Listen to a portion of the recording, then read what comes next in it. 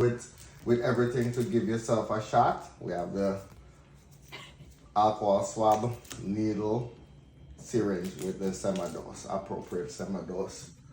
Okay.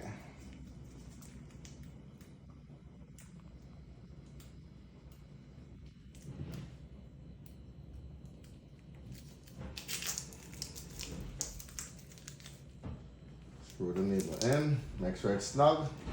It's a lower lock syringe, so the needle is tight, and then you pull back a little bit. Make sure there's a bubble right there, like this.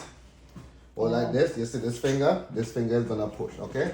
Hold thumb and this one hold, and then this finger comes here.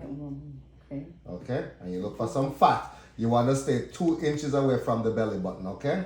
And then you're gonna clean the area. 1 second. Okay. Clean the area.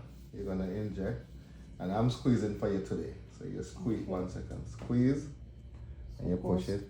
Like Push this? it. Yeah. Just go parallel to the skin. Don't start to squeeze before you get it in.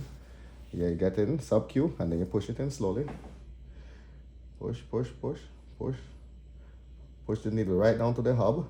Push it right down. Stay there for 3 seconds. Out. Very nice.